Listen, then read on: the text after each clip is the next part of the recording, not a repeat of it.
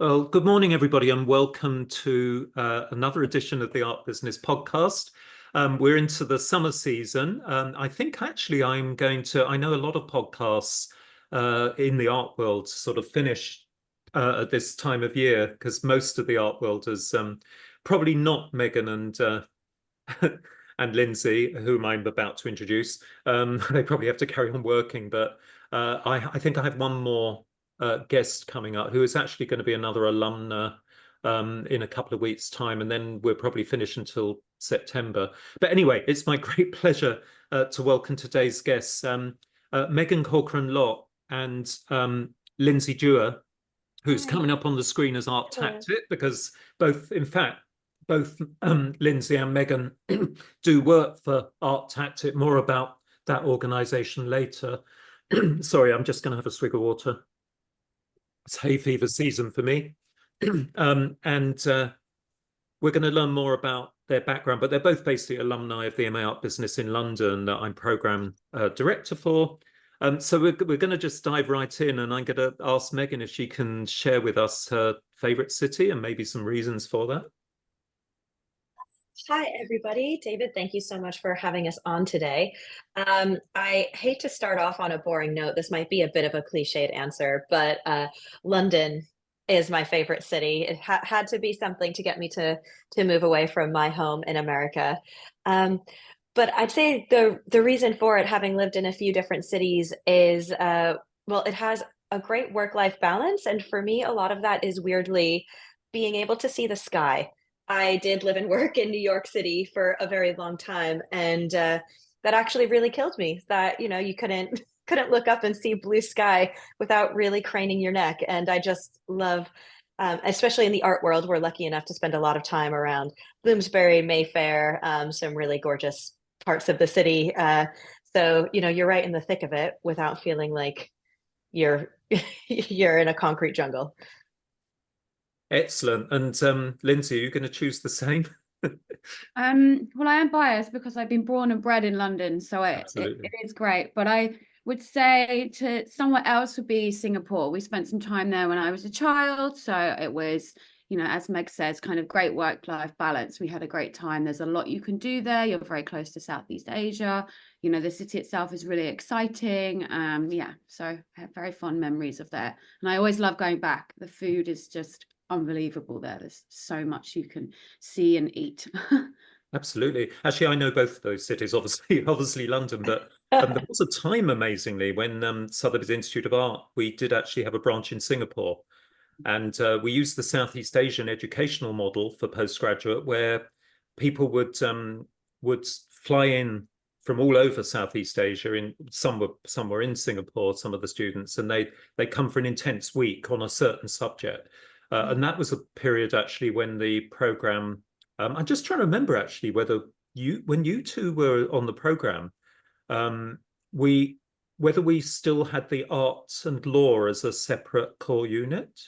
No, so No. you'd already gone into navigating the art world. Yeah. Yes. So anyway, when we were in Singapore, we didn't have any shared curricula, and law and ethics was a separate topic. So Henry Lydiat, you probably remember, he used to go and do an intense law week, and I would go and do an intense ethics and the art world week, which was interesting in Singapore. But I agree, Lindsay, it's a tremendously exciting city, as is New York, but possibly not somewhere that I would prefer over London. So maybe I've Agreed. compromised both of you. Yeah. And then Megan, do you have kind of binary opposite? Do you have a place you like to escape to that is maybe outside of the metropolis? So I actually just threw all my eggs into that basket. As much as I love London, I no longer live there. I live on the Isle of Wight full time. So that would be my favorite countryside location. Just you kind of get the best of both worlds. My family has we love boats and horses, so it's kind of kind of the best of everything down here. But I will say that the commute into London is not my favorite. So takes about 3 hours door to door, but we make it work. As Lindsay knows, I'm sometimes in London multiple times a week. So it's you do what you got to do in order to live in the countryside. So And I um, think if I remember rightly, I think working kind of like independent freelance for ArtTactic. Is that right? Yes, I kind of have a weird and wonderful assortment of jobs at the moment. Post kids, post COVID. Well, I'm sure we'll talk about career paths a bit later, but in the art world, it's definitely non-traditional. So that's worked out really well for me. And of course, the post-COVID environment facilitates this more flexible working patterns. Perhaps I know, Lindsay, we'll come to you. Exactly. You've been working full time, obviously, at ArtTactic. So, do they have a hybrid system there, like days working from home, or do you have to come in every day? No, we're pretty flexible. Anders loves to sit. He built a special office in his garden, and he likes to be there. So I have to drag him in. So I'm in the office maybe 3 or 4 times a week, and dragging the rest of the team in because I prefer to be in the office. We're in the city. There's a lot going on around here. It's quite nice. We get food stalls outside every day, but we do work from home as well. Yeah, well, it's sort of similar to I'm in office today, but we still have that hybrid system going, which is really good to be able to do both. And Megan, I'd share your love of the Isle of Wight. I haven't been for many years, but of course, the reason everyone would be thinking, it's not that far from London, but you have that ferry crossing across the sea. Oh, it is funny, when people ask how I get into London. It's 15-minute drive from the house, then a ferry, then a bus, then a train, then the tube. So with the exception of a plane, you pretty much cover all the bases. Yeah, tremendous. And Lindsay, do you have a place to like a bolt hole in the countryside or on a beach? Yeah, I really love the Seven Sisters down in Sussex. So you can do the walk. You start in Seaford and you walk along the cliffs all the way to Eastbourne, and I've done it hundreds of times now. But it's not too far from home. It's only about an hour and a half in the car, and it's just beautiful down there. Like you've got kind of the English countryside and then the sea and the cliffs, and it's just amazing. And you can almost see the Isle of Wight from there. Maybe not quite. You can see France, but not quite the Isle of Wight. It's a bit far. Although I can confirm I've been down to stay with Megan, and where she lives is amazing. The Isle of Wight is beautiful. Oh, thank you. And and it's geologically it's very similar, isn't it? Because I often describe the Isle of Wight as like a miniature South Downs, because what you're talking about, Lindsay, is at the end of the South Downs Way, which is a beautiful sort of long distance footpath from inland over in Hampshire, I think, down, and I think it ends at Beachy Head and the Seven Sisters, which is for any listeners who don't know that area, you might know the White Cliffs of Dover, and it's kind of part of that geology with these beautiful white chalk cliffs. And Megan, the Isle of Wight, do you agree? It's like almost like a miniature South Downs with white chalk and grasslands. Oh yeah. Yeah, particularly on the what's fun about it is the East Coast is much more, traditional sandy beaches, and the west end of the island has the gorgeous white chalky cliffs, beautiful walks. A few sandy beaches, not quite as many. We have some dinosaur footprints. My son loves that. So it's a fun place. Yeah, no, beautiful. I'm from Kent. And my dad's family were from Fletching in Sussex. It's a little village you may or might. Sussex is a big place. There's East and West Sussex, but so that area I know pretty well anyway, and I've walked along there as well, Lindsay. So the next question is an interesting. We're moving towards art now, but I was just wondering, do you have a favorite building in the world, Megan, and maybe why?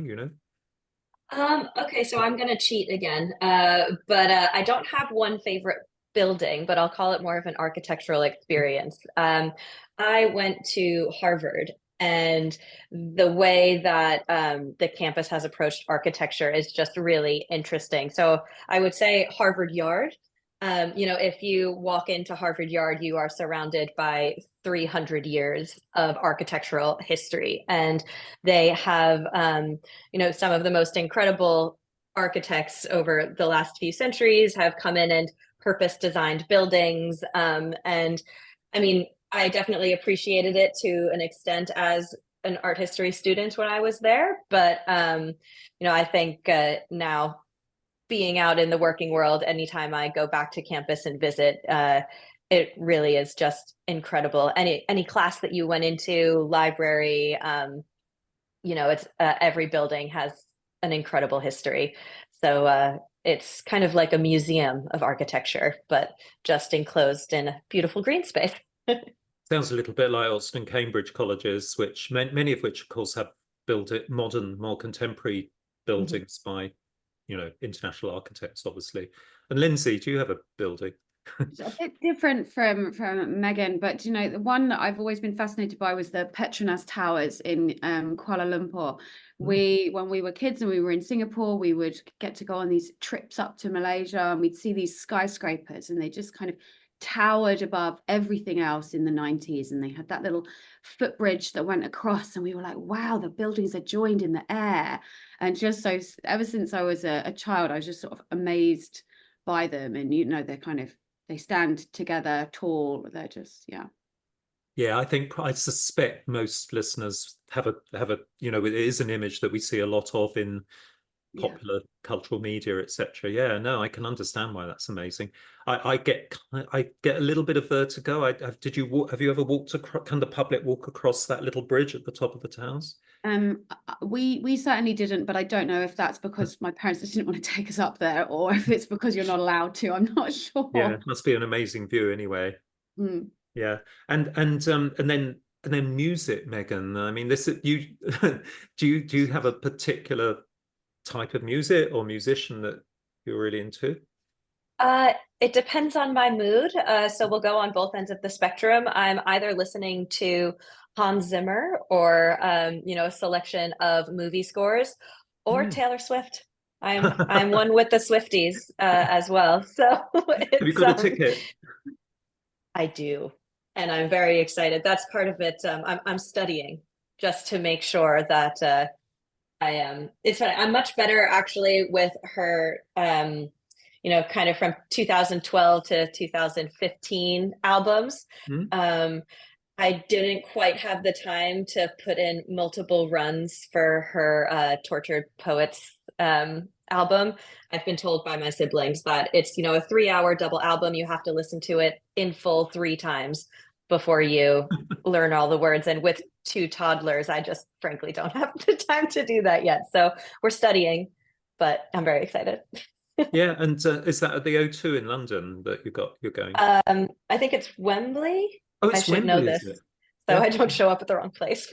Yeah, no, because my son said he's going, because he isn't particular Swiftie, but he's got girlfriends who are big Taylor Swift fans, and for some reason he's going twice anyway. So there you go. Good for him. It's a once in a lifetime experience. We're going to want to say we went in 30 years' time. Brilliant. And Lindsay, do you have any musical love?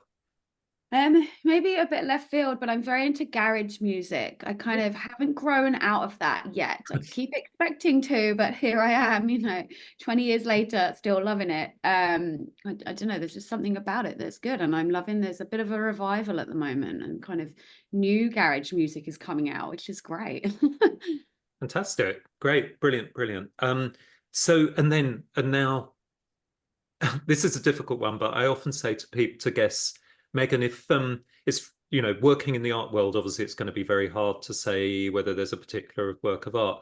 But if I said to you, like the famous BBC Desert Island Disc program, you can only take one work of art to your desert island to live with on your own, what might that be? And you can cheat a little bit if you like. Oh gosh, just one work.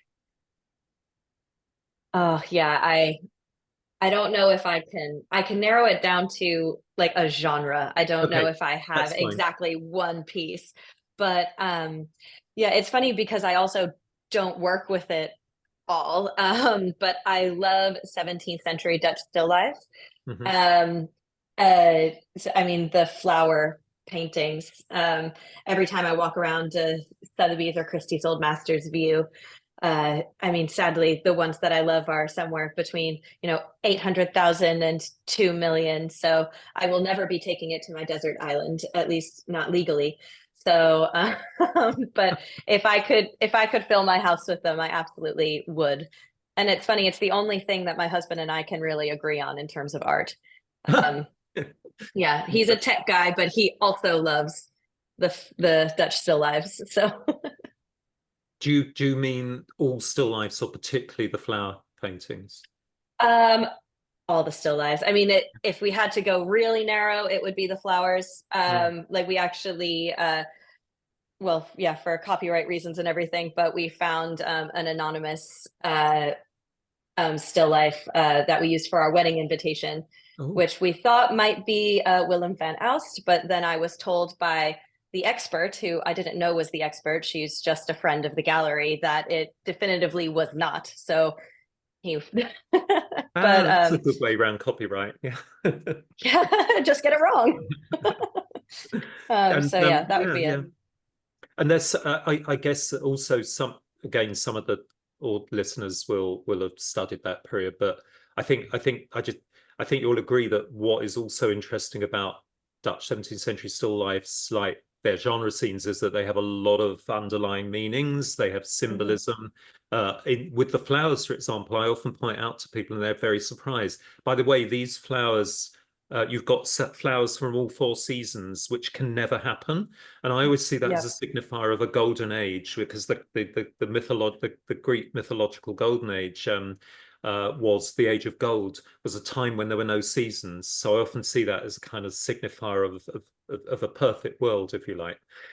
Yeah, no, it's amazing. We could do an entire podcast about course, about that, but and the Memento Mori, obviously. Yeah. And Lindsay, what are you gonna answer something completely different? I suspect so. Yeah, I'm gonna go a bit different. My favorite, I don't know, artist I'm fascinated by is Berthe Morisot. We did so much about her. We did a female gaze module in my undergrad history of art degree, and we really focused on the kind of impressionism.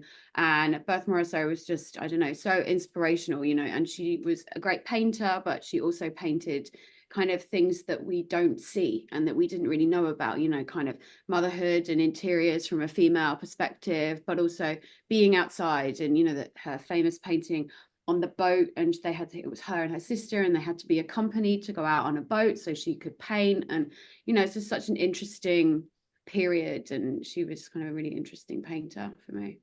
And it's amazing, obviously we're much more aware of those women artists now. I mean, there have been revisions, as you both know very well, from old masters on it's a strange male term, isn't it? But you can't use the female equivalent, unfortunately.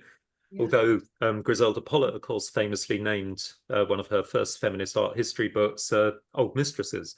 No, but it's we might talk about that later, Megan. Why does that term still remain there in the art market in particular? But yeah, I mean, Berthe Morisot is recently they had that exhibition at the back of the Royal Academy for Impressionist works on paper. Yeah. And I agree. But isn't it interesting how they all had to be chaperoned? Like Angelica Kauffman did the grand tour, but she had to be chaperoned the whole time. Yeah. So things have changed. Definitely. Dulwich Gallery just had an amazing exhibition on Berthe Morisot and kind of the influences that she had and her obsession with the 17th and 18th centuries. And, it was a great one. What is amazing as well for me at my age is that kind of it used to always be implied that if you put a painting by a woman painter alongside a man painter, somehow the man was always better, a better artist. And that's something that has really changed. So, I mean, particularly for the Artemisia Gentileschi, where basically you're looking at paintings that are as good as, if not better, technically and in terms of subject matter, the male equivalents at the time. So that I think that's something that's really changed. We no longer and the same with classical music as well, which I listen to a lot.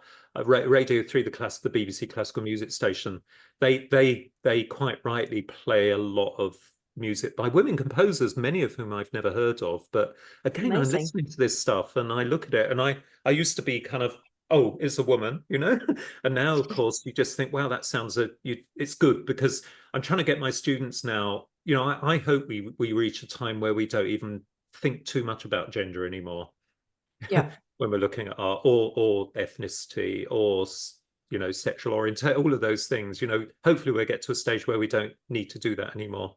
I think we're nearly there, but maybe not quite yet. Yeah, just have to rewrite some of the textbooks, but they're they're a bit hefty. So yeah, indeed. And so Lindsay, I'm gonna stay with you for a moment, just to talk a little bit about your educational background. Maybe wait a minute, we have done your favorite work of art, but maybe you could, maybe segueing from that, you could say about when you first started being aware of liking art, and then maybe follow that through with your later education, maybe at school and university in art history. Well, I was, as I mentioned earlier, I grew up in London, in the suburbs.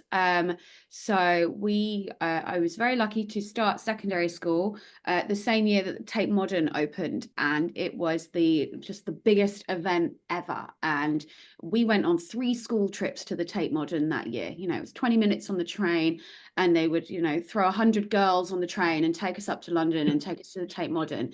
And then they would tell us to come back at lunchtime and show us what we'd drawn. And we were expected to just go around the museum drawing stuff. And they'd ask us to, they'd make us do like some critical thinking about it. So kind of from then we did that. And obviously London's great because museums are free here. So my mum, loves art as well. So she would take us to Tate Britain because we could get the train up there really easily, and she worked near there, so knew a good sandwich shop. So it kind of like fitted into life, just everyday life. There was always art in kind of museums and that kind of thing.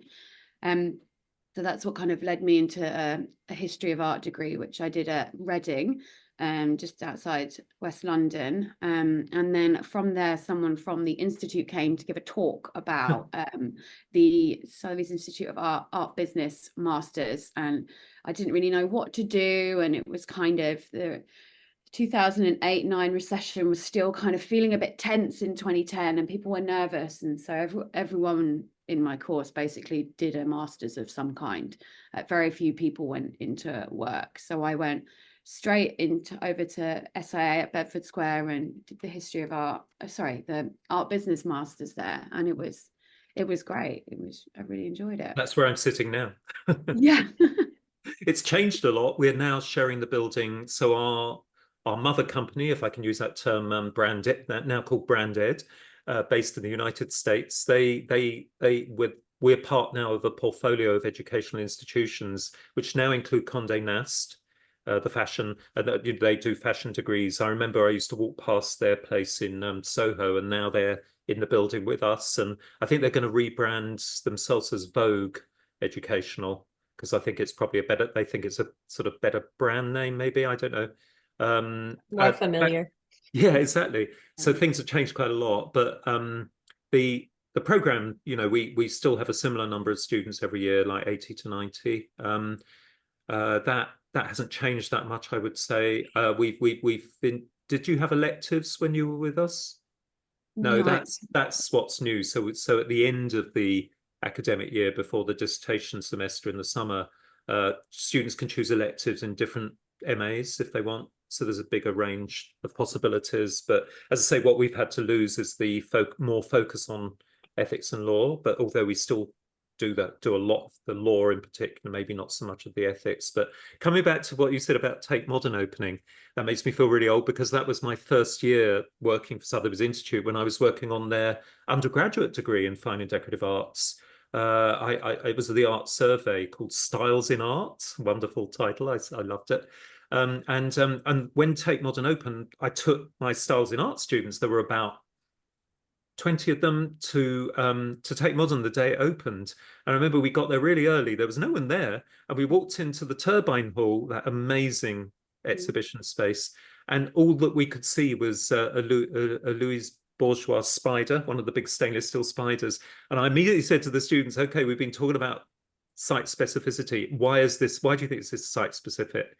And in the end, this building has been a power station that has been unused for many decades. So there's cobwebs and spiders everywhere. And it was a real frisson. I mean, if I'm sure both of you have seen her spiders, the large ones. Mhm. And they send a shiver down your spine, particularly if you don't like spiders, you know, but they're so beautiful at the same time because their mother, I think even the title of it was Mother. But also we were walking around and we saw a vitrine with seashells in it, and you probably both know who that was by. And there's a good story behind that artist's relationship with Tate Modern, where he was offering the works of art for free, and suddenly they had to buy this vitrine with the seashells in. It's kind of early exposures for my students to Hirst, Damien Hirst. So, so that started a big, you know, Megan, talking about coming from the States, I used to go across an interview in Sotheby's Institute, New York. And I remember in 2003-4, I remember having a whole day of interviews with American students, and none of them have heard of Damien Hirst then. Well, yeah, I was going to say back then it definitely was not on my radar. So yeah, I will confess, not really in the it was just curriculum of what we interesting. were looking at.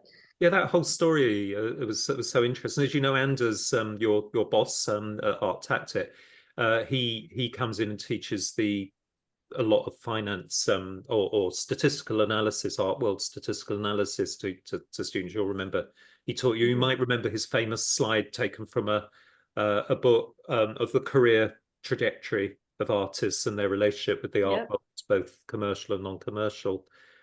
So yeah, Damien Hirst is interesting on that. So we were all into him, obviously, in UK Sensation exhibition 98, 99 in Royal Academy, but people abroad still hadn't heard. And so this was another artist that hadn't become internationally renowned yet. So have I interrupted you, Lindsay? Did you want to say any more about you asked me about my study. I do actually have 2 master's degrees, which that's right. That interests me. Slightly excessive, I think. But so I work for a company called Art Bank that have long since folded, and I asked for a pay rise and they said no. So I asked if I could have some on-the-job training in that case, and they said, okay, go and find something related to art. And what I found at the time was Kingston University in Southwest London were doing a program called Art Market Appraisal that was approved by RICS, the Royal Institute of Chartered Surveyors. And you would, if you did that, you could do valuations, and you could sign off on the valuations if you did a certain amount of things. And this company, Art Bank, a bit of a headless chicken type of an art company that wants to do everything and ultimately folds. But they said, oh, you could do valuations as part of our advisory services. So off I went, and I did a part-time master's at Kingston in what was called Art Market Appraisal. And it was great. It was very similar to the art business program at the Institute. As you know, the art world is not the biggest world, but there was much more of a focus on kind of individual objects, and kind of we did a lot of work of like looking at cataloging and how that kind of thing could work. And it was to be honest, it was a nice kind of complement to that. Who was the director at the time? Was it Nick Tromans or Tom Flynn? It was Tom Flynn at the time. And in the end I did not get the RICS letters because you had to do an awful lot of valuation work. And as I mentioned, the company Art Bank that paid for me to go there actually folded. So I think they'd have maybe been better off just giving me a pay rise. It might have been cheaper for them, given that they folded very quickly after. But luckily they folded, otherwise we'd be being sued. No, but I was actually still an examiner in my role as program director in the Institute. Both, I think, when Nick Tromans, who had also worked at Sotheby, it's a small world at Sotheby's Institute, and Tom, obviously, I knew well, and I think it overlapped a bit when Tom was there as well. But I was an examiner. I was very impressed by the program. Obviously, I saw it as a bit of a rival, I guess, to the MA art business at the Institute. But as you say, it had slightly different emphases and was related to the RICS art appraisal system. Of course, they've changed the name now to compete more with us, to MA Art Business. Yes, and I believe there's no link with RICS at all. I think that I don't know, no one from my cohort ended up getting letters. So I think that was kind of, it's quite difficult to, have appraise art and objects in the same way that Ricks do. So I think Yeah. tough. Oh no, I was wondering. I saw it for the first time on your LinkedIn profile, and I Yeah. didn't realize that you'd done that. And I thought, oh, why would she do that? Why would she Yeah. do this MA? And then, there was a problem with the MA art business maybe. But I can see now how it fits in. Yeah, why not get your workplace to pay for another year or so study? So Megan, what about, you had a traditional art historical education at Harvard University in the States, in Boston. Yeah. So well, it's funny, just, I mean, going back a little bit further than that, very different from Lindsay in terms of my exposure to art. I grew up on Long Island. So even though we were, 45 minutes to an hour from New York City, it is not the most cultural of places. And my parents aren't really into art at all. But I was very lucky. The school I went to, which, well, I guess you guys call it a state school, but in America we call it a public school, had a wonderful teacher who wanted to teach art history. So I really wasn't exposed to, fine art until I was about 16, maybe 17. And I took AP art history when I was in high school and absolutely fell in love with it.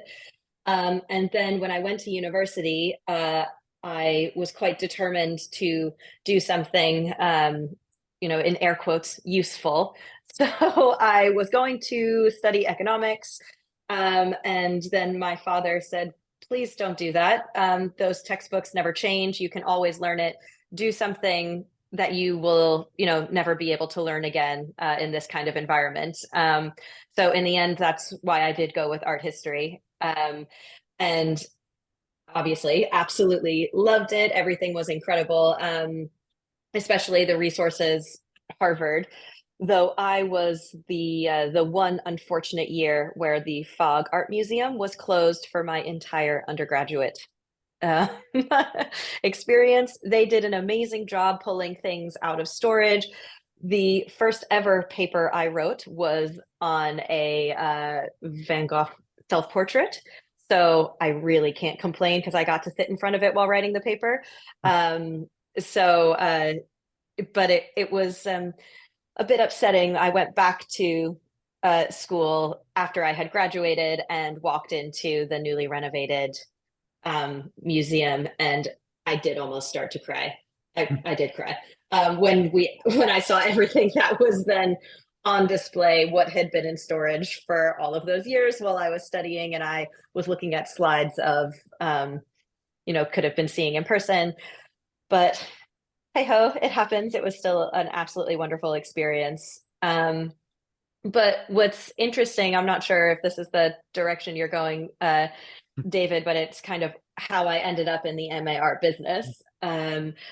I did try to work in the arts. So I went to my university's career services office and I asked them if they had any guidance. No one in my family did anything in the arts.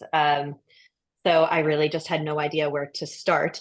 So I went to the career services office and they said, oh, no, don't do that. You won't make any money. And I was like, well, no, I'm really interested in it. So they gave me a book from 1994 and said, good luck. And that, so for someone who I didn't have any contacts in the art world, didn't know what I was doing, I ended up going into finance. I knew how to do that. That's how I ended up there. But I then remembered the Sotheby's Institute, similar to Lindsay, they did come to Harvard, and that was the one thing the Career Services Office did. You guys gave a talk, and I went to it, but already had a job, so kind of just filed it away. And after being in finance for a few years, was like, wait a minute, I remember hearing about something. And yeah, so left my job in sales and trading and moved over to London. And well, yeah, you were leading the program at the time. The rest is art history. Well, you made obviously coming to London. You've more than made up. You've more than made up for the lack of the fog collection, but it Yes, sounds like absolutely. that's kind of psychologically damaging, actually, for to actually have something that is there and not be it's like the myth of Tantalus, isn't it? I know, it's, you're given the Gombrich textbook and, reading through that and then finding out that actually it could have been on the wall the whole time. Brilliant. That's a good story, and I remember. And maybe you could and we might come back to Lindsay on this as well. But I was going to ask you about your, well, I know about this, but maybe you could tell the audience about your dissertation while you were in the MA Art business, because I think Yeah, that led to a career. it did. Yes. So, well, when I left my job in finance, I convinced my parents that I was going to don't worry, guys, there is art finance. I can work in wealth management. I'm not totally giving up my good job, so don't worry, this will be worth it.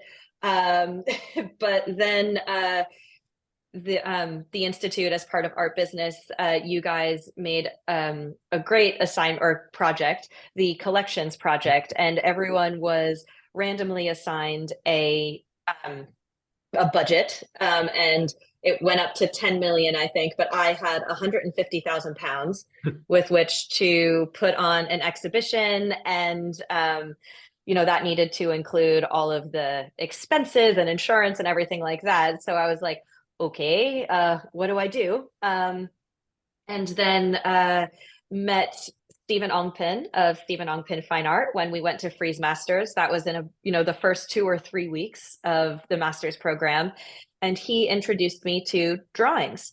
And I remember looking at the price list when I was on his stand at Frieze Masters and being absolutely shocked at, well, not affordable to me, but in the grand scheme of the art world, this is a medium that would be really doable for my project. I loved the work that was on his stand. I remember being very drawn to a drawing by Giacometti, a portrait of James Lord. That was the thing that pulled me onto the stand. And it was the last day of Frieze, so bless him, I think he was a bit tired. And it was the last hour of the fair, but he gave me a catalog and offered to meet me and explain things, and then brought me to an auction, and I was hooked. So it started with the collections project, and then I followed poor Stephen around the globe for about 6 months, to New York, then to TAFE Maastricht, then to the Salon du Dessin in Paris.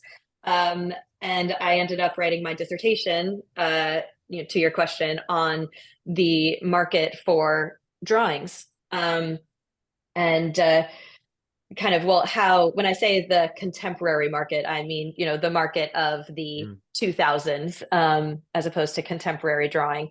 Yeah, that's always how did we confusing. That's always... Yeah. So it's basically, how has the market evolved, and how did we end up here? And Stephen was hugely helpful, put me in touch with a lot of people to interview. But yeah, it was such an amazing experience, and definitely not what anybody else in our program was interested in. So I was kind of the lone little oddball, looking at old master drawings and going to the British Museum print room and looking at Tiepolo drawings. Fantastic. But yeah, it was a lot of fun, and that's how I ended up working at the gallery as well.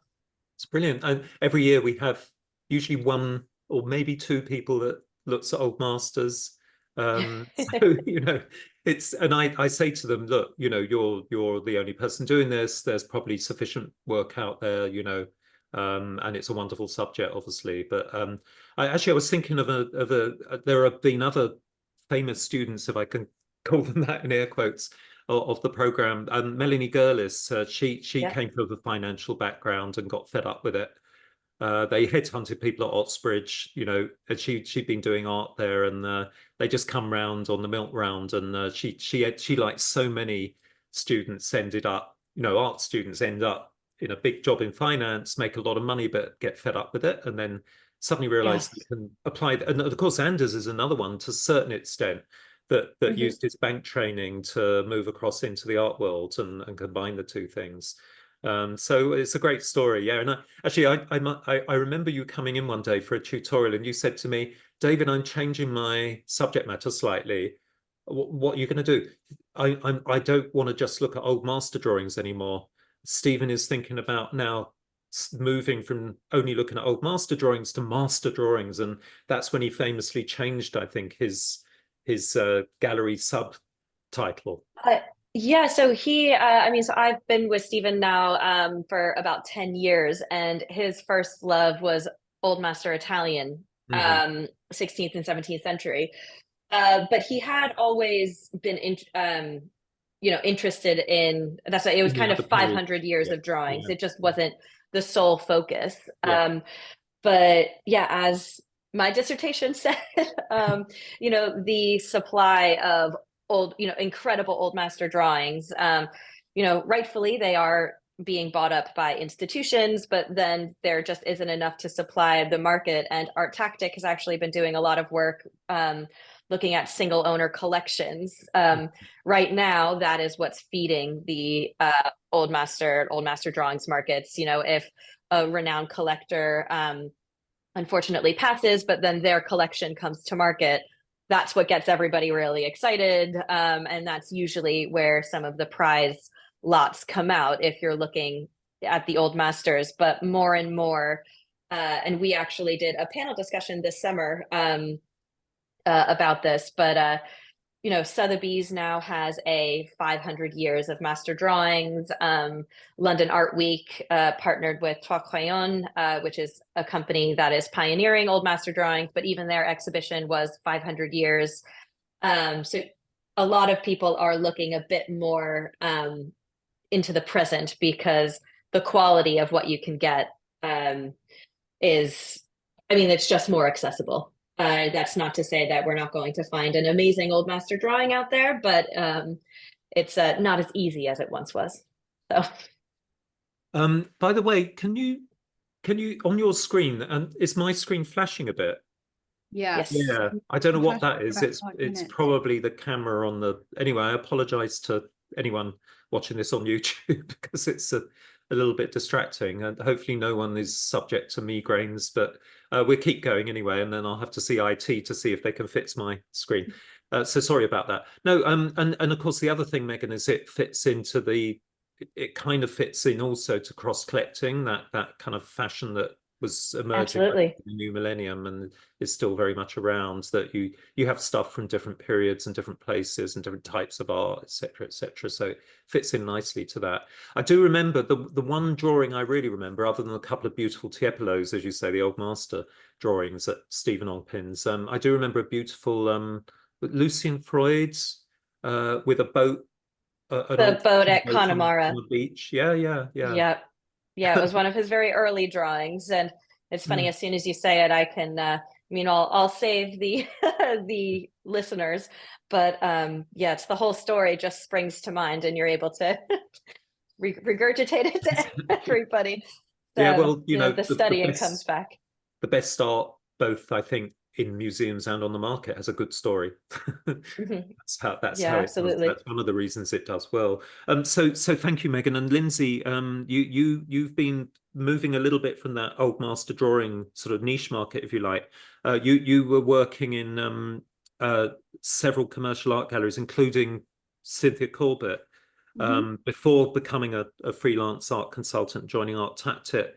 Where in 2017, when you joined and as an ArtTactic in East London, in the City of London, that was in 2017, and you were head of analytics then. And recently, congratulations, you've become CEO at ArtTactic. COO, not CEO. COO. Oh, COO, Chief Operating Officer. Oh, sorry. Yeah. So can you tell oops, can you tell us something about that journey, and maybe out of that some advice you might give current MA Art business students entering the art world careers for their first time?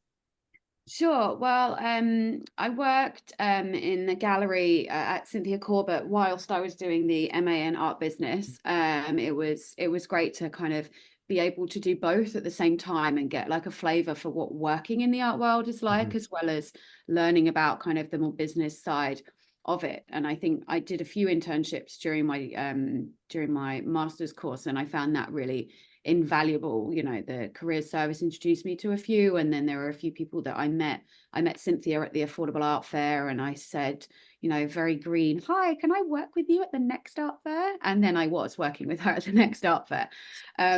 So I think kind of similar to Megan, you know, you meet someone at an art fair, and if you catch them at the right time and you're nice and friendly and take an interest in their work, it's amazing what can happen. And I worked on and off with Cynthia for years and years. We did a lot of different art fairs. We traveled a lot. Her work is mainly with emerging young, I put young in air quotes, artists. They're not all like 20, but you know, they're young relative to the market. And it was great because you get to meet the artists, you get to really experience like something from production right the way through to selling it, hanging it on a client's wall, that sort of thing. But I'd always been quite good with the numbers side of things. I wasn't really into maths at school, and I sort of now wish that I had been more into it. I went to a very selective girls' grammar school, which is still a state school, but it was very high pressured, and I was in the bottom maths set. I went on to get an A star. So, you know, this is the kind of level of bottom maths set we're talking about. Yeah, we did Sudokus at school. So I always thought I was quite good at that. And then just gradually doing different things, and the kind of advisory and valuations company I worked at, I did a lot of looking at the trends for the valuation. So we'd get in a Picasso, and I'd go on ArtNet and I'd pull all the Picassos, put them in a spreadsheet, work out what had been happening. Should we sell it in like London or New York, that sort of thing. So that's kind of how I turned into this more analytical mode, being not afraid of Excel, which I know a lot of people in the art world are. And I now get to give Meg lessons in Excel, which I think is great. I'm out there trying to tell everyone about data. So I think it's interesting, and it's just a bit different. And then that's kind of how I ended up at ArtTactic. I was freelance for a bit, and several people reintroduced me to Anders. He was my lecturer at the time at the Institute. And then a couple of people emailed Anders and that I'd, you know, had coffees with to say, what should I do with my career now? I don't really know what I'm up to. And then he eventually emailed me and said, enough people have told me about you that let's go for a coffee. And then, you know, I worked on one project. We did this amazing research. It's quite old now, but it was an amazing project. You can still find it on our website, with the company Value My Stuff. And they gave us all their valuations data in every single field, like teddy bears, arms and armor, jewelry, contemporary painting, prints, old masters, absolutely everything.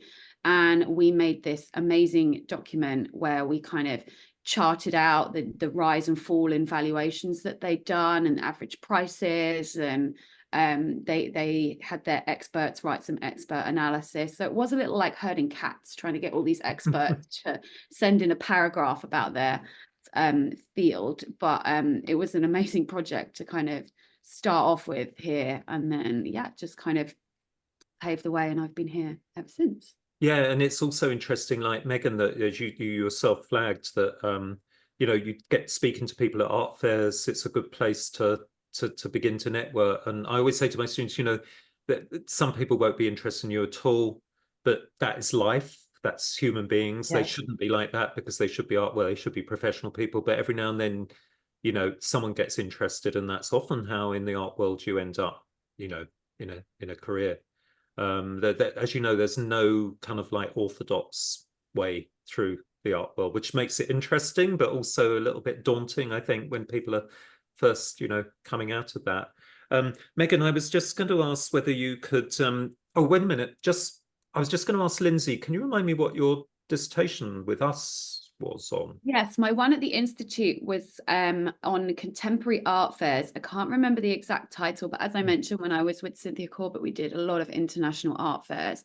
And her model, she was one of the early adopters of having a home gallery. So having the gallery be kind of remote from her home, and then popping up and doing lots of different pop-ups and exhibitions. And it was at a time when art fairs were really kind of starting to take off, and it was becoming clear that galleries were going to need to do art fairs to survive. And that is basically what people said. They said, you know, if we don't do art fairs, how do we meet new people? Because people don't want to come to each individual gallery event in the same way that they used to. They enjoy going to Frieze and meeting all the dealers, or and then they enjoy going to Miami, Basel, and, you know, being in Miami for a week in December is great. And, you know, they get to travel around to nice places, have nice events, and see art and connect in that way. So sort of become essential.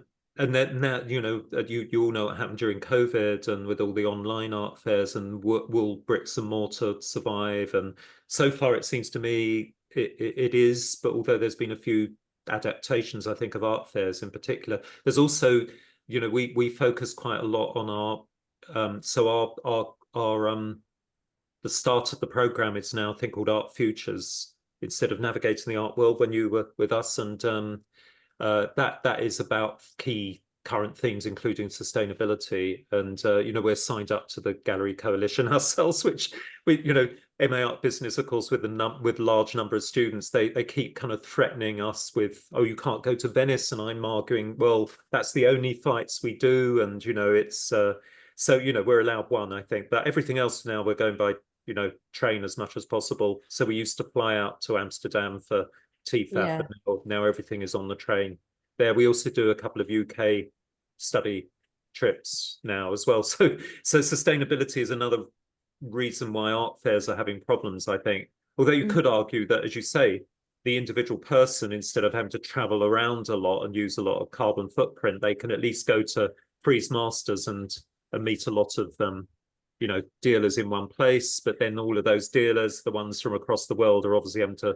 fly in and ship works in. So it's always a two-edged sword, really.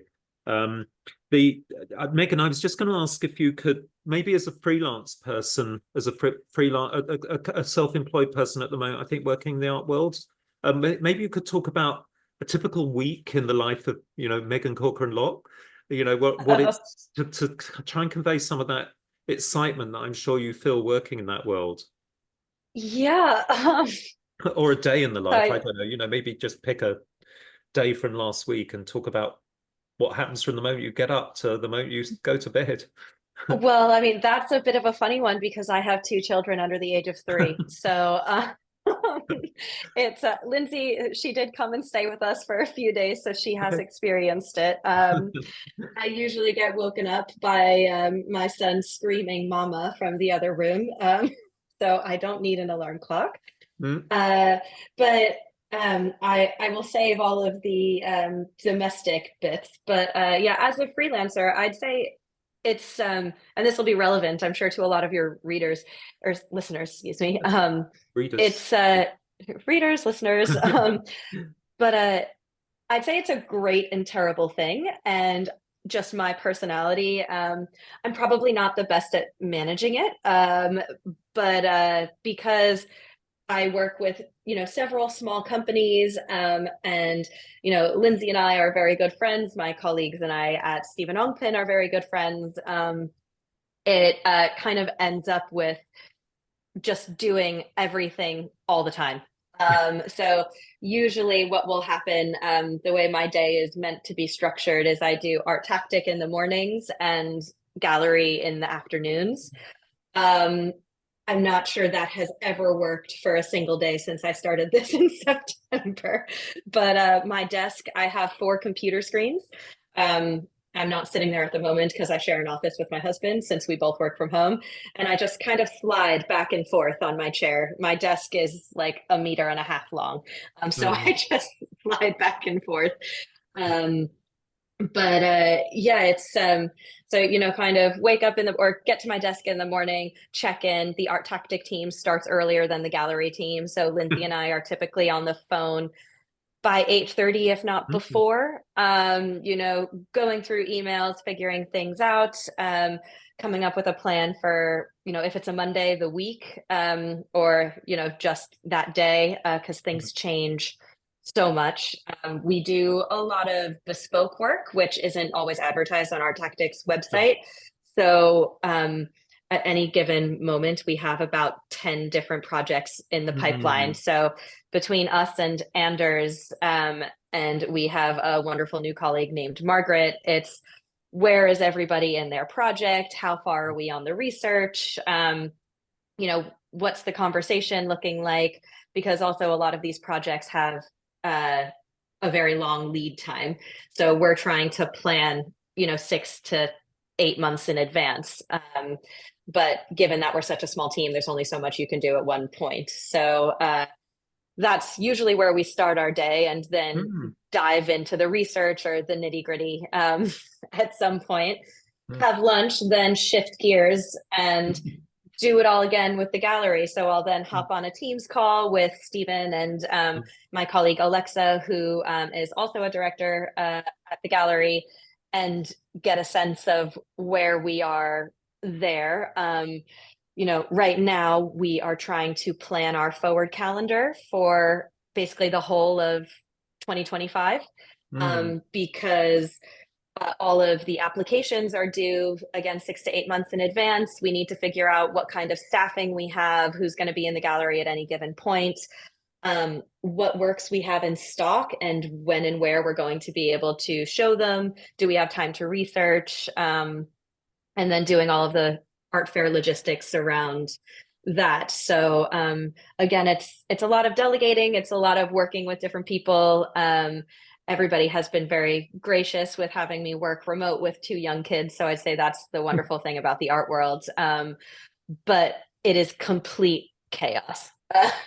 So that's, do the kids sometimes come in? I can see that you're probably in the Isle of Wight at the moment with that kind of whitewash stone walls. Do the kids run in and out the doors sometimes? Well, so we're very lucky. This is, I'm in, our barn.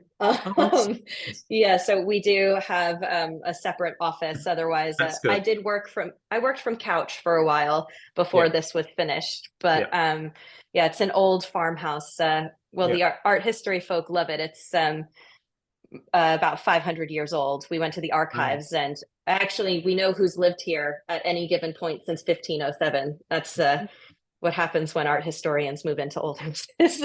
I'm sure this story is going to be a big story for now post-pandemic across the world, you know, where people are now working from. And, you know, Anders has got an office in his garden. Probably that was during the pandemic, I would imagine.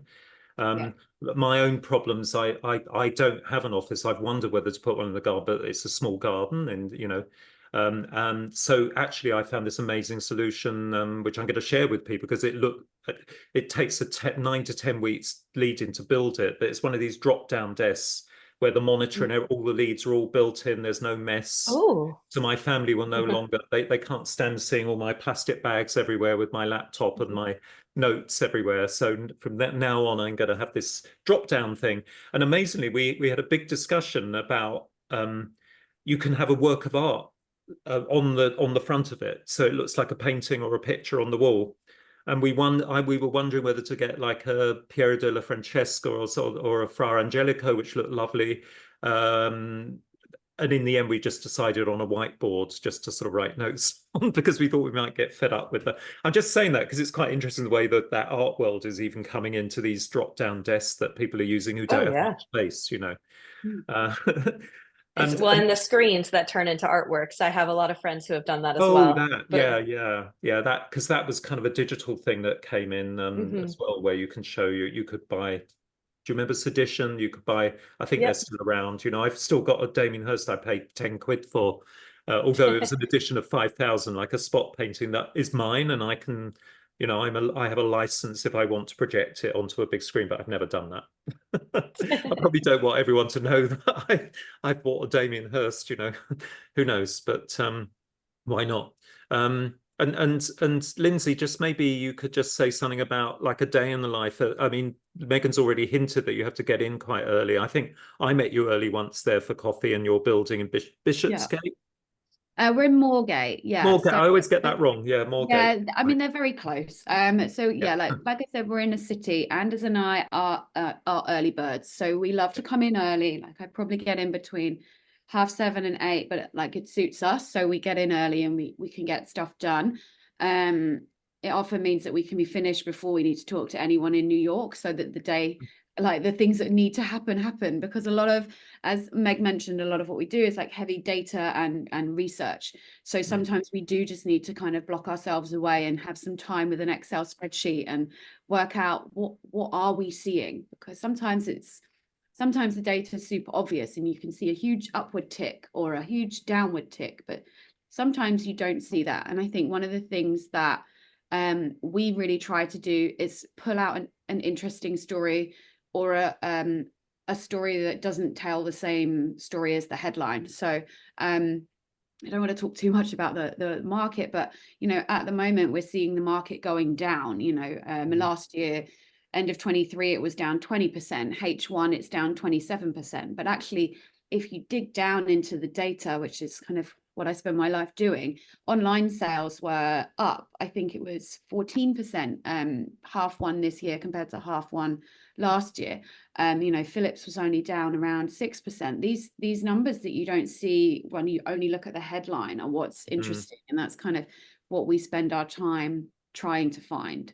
So to do so, our database is like nothing you've ever seen. It's huge. It's not huge in terms of how much data we have, because there's only a finite amount of art sales that happen, and we base everything on auction sales.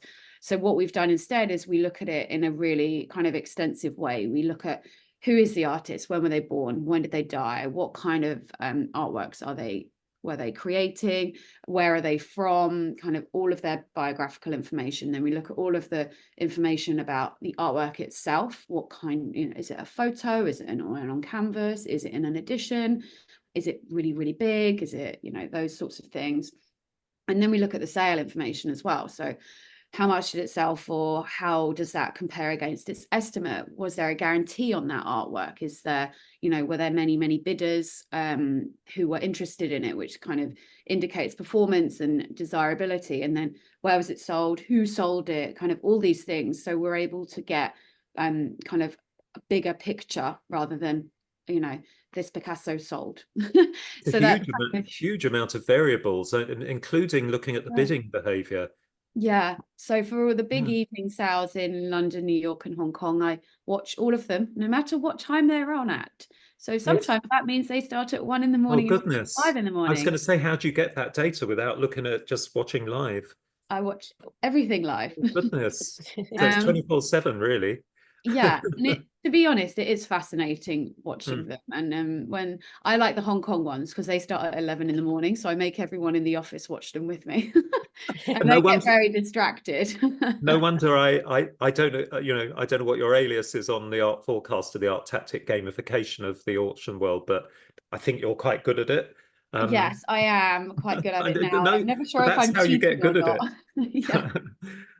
Obviously. It's very competitive in the office. And I have to say, I am not the winner because I started in Old Masters and a lot of it is contemporary. So Lindsay, and then we had an intern a few months ago who was also very good at it. And yeah, she and I are family. So, it was definitely hitting my ego a bit. I now go home and study before just read all of our reports, make sure I'm absolutely up to speed, but I still can't beat Lindsay. So yeah, if there was an Old Masters one. Yeah, absolutely. Yeah, they do occasionally have Old Masters. So just for the audience, in a nutshell, Art Forecaster, you can look it up online. It's a free game that you can play that ArtTactic put out there. Our students, we have like a mini league for them, and I've just sent out some prizes.